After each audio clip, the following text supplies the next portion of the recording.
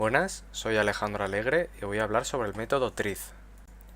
¿Cómo poder hacer que cualquier persona sea capaz de aprender una metodología o proceso para poder ser un generador de ideas o solucionador de problemas? Heinrich fue el creador de la metodología TRIZ, que se hizo esta misma pregunta hace ya varios años y se puso a estudiar el conocimiento humano. Con esta metodología lo que se pretende es crear un sistema para incrementar la creatividad y poder desarrollar habilidades de pensamiento crítico.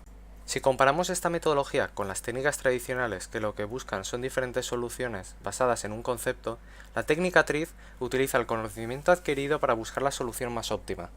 Para poder llevar a cabo este método se requiere de personas situadas alrededor de una mesa y el material necesario para tomar anotaciones de las ideas que van ocurriendo, así como disponer de las herramientas que propone este método. Para poder aplicar el método TRIZ, en primer lugar, una vez ya tenemos identificado el problema, es abstraerlo para convertirlo en un problema genérico, que nos permitirá, mediante las herramientas que se proponen en el método TRIZ, buscar una solución general, y dicha solución particularizarla en nuestro caso para conseguir una solución específica y óptima. El método TRIZ propone diferentes herramientas dependiendo del área del conocimiento en el que estemos trabajando. Este método trabaja principalmente las competencias tecnológicas, ayudando a resolver los conflictos técnicos más fácilmente, así como conducir nuestro conocimiento hacia el campo científico-técnico. ¿Y qué beneficios nos aporta este método? En cuanto a la innovación, al estar continuamente saliendo de la zona de comodidad y extrayendo los problemas, nos será más fácil conseguir soluciones nuevas. En el campo donde se pueden obtener mejores soluciones es en el ámbito técnico, y al ser un sistema organizado y bien estructurado, es sencillo de utilizar. Aún así, este método también tiene diferentes contras.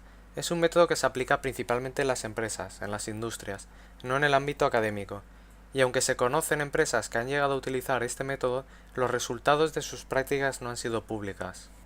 Estas empresas suelen ser empresas centradas en las áreas industriales, aunque con el paso del tiempo se ha ido abriendo a diferentes áreas, como pueden ser para empresas, en la informática, en la medicina o en la biomedicina.